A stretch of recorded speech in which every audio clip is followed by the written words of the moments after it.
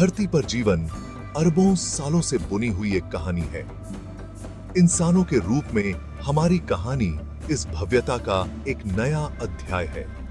हम अपने वंश को लाखों साल पीछे अफ्रीकी सवाना में घूमने वाले वानर जैसे पूर्वजों तक ढूंढ सकते हैं। ये शुरुआती होमिनिड्स हमसे कई मायनों में अलग थे। उनका कद छोटा था, शरीर बालों से ढका हुआ था और दिमाग छोटा था। फिर भी उनके भीतर हमारे वंश की चिंगारी थी। अनगिनत पीढ़ियों से पर्यावरण के दबाव और प्राकृतिक चयन की ताकतों से प्रेरित होकर ये होमिनिड धीरे धीरे विकसित हुए। उन्होंने द्विपादवाद, सीधे चलने की क्षमता विकसित की, जिससे उनके हाथ औजारों के उपयोग के लिए मुक्त हो गए। उनके दिमाग बड़े हो गए, जिससे जटिल विचार और संचार संभव हो सका।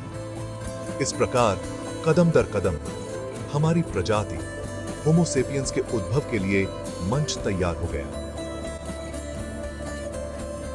हमें अपने से पहले चले लोगों की विरासत में मिली है, जो हमारे भीतर हमारे प्राचीन अतीत की गूंज लिए हुए है।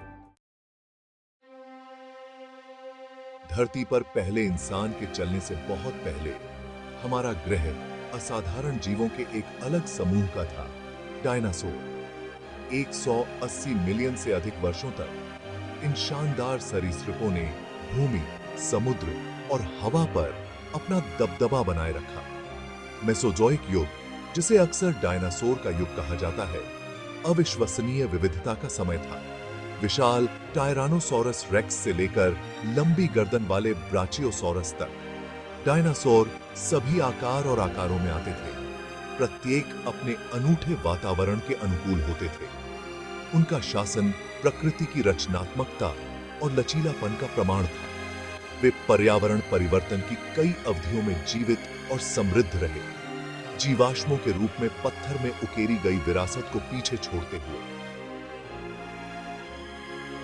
एक बीते युग के ये अवशेष हमें उनकी दुनिया की एक झलक प्रदान करते हैं, जो हमें उस शक्ति और महिमा की याद दिलाते हैं जिसने कभी हमारे ग्रह पर राज किया था।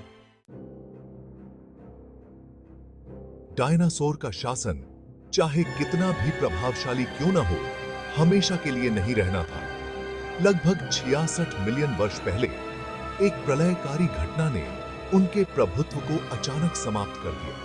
जबकि वैज्ञानिकों के बीच सटीक कारण पर अभी भी बहस चल रही है, सबसे व्यापक रूप से स्वीकृत सिद्धांत एक विशाल क्षुद्र ग्रह प्रभाव की ओर इशारा करता है।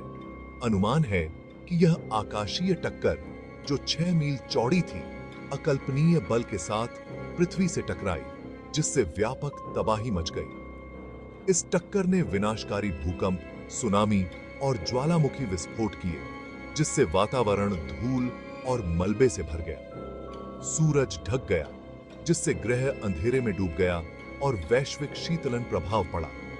इसके परिणाम विनाशकारी थे। डायनासोर, पौधे और जानवरों के जीवन के विशाल बहुमत के साथ तेजी से बदलते पर्यावरण के अनुकूल होने और नष्ट होने में असमर्थ थे। भाग 4, 2 प्रजातियों की कहानी। डायनासोर के विलुप्त होने ने पृथ्वी के इतिहास में एक महत्वपूर्ण मोड़ दिया। इसने स्तनधारियों के उदय का मार्ग प्रशस्त किया, जो पहले अपने सरीसृप अधिपतियों के साए में रहते थे। डायनासोर के चले जाने से स्तनधारियों के सामने नए अवसर और पारिस्थितिक स्थानों को भरने के लिए प्रस्तुत किया गया।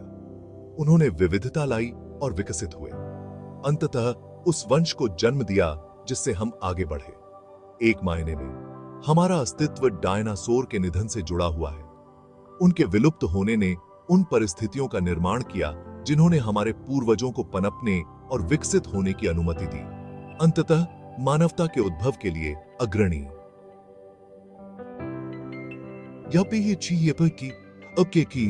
यह पृथ्वी पर जीवन के पाठ्यक्रम को आकार देने में संयोग और परिस्थिति की शक्ति की एक कठोर याद दिलाता है। भाग 5, निष्कर्ष। समय में हमारा स्थान। जैसे जैसे हम अपने ग्रह के अतीत के रहस्यों को उजागर करते हैं, वैसे वैसे हम जीवन की परस्पर वेरफ्लेख्तुम की गहरी समझ हासिल करते हैं। मानव विकास और डायनासोर के विलुप्त होने की कहानी अलग थलग घटनाएं नहीं है, बल्कि पृथ्वी पर जीवन की चल रही गाथा के अध्याय हैं। इन पिछली घटनाओं को समझने से हमें वर्तमान और भविष्य में बहुमूल्य अंतर्दृष्टि मिलती है।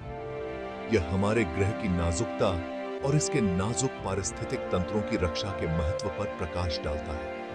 अतीत से सीखकर हम एक अधिक टिकाऊ भविष्य बनाने का प्रयास कर सकते हैं, जहां मानवता और प्रकृति आने वाली पीढ़ियों के लिए सामंजस्य से सह अस्तित्व में रह सके।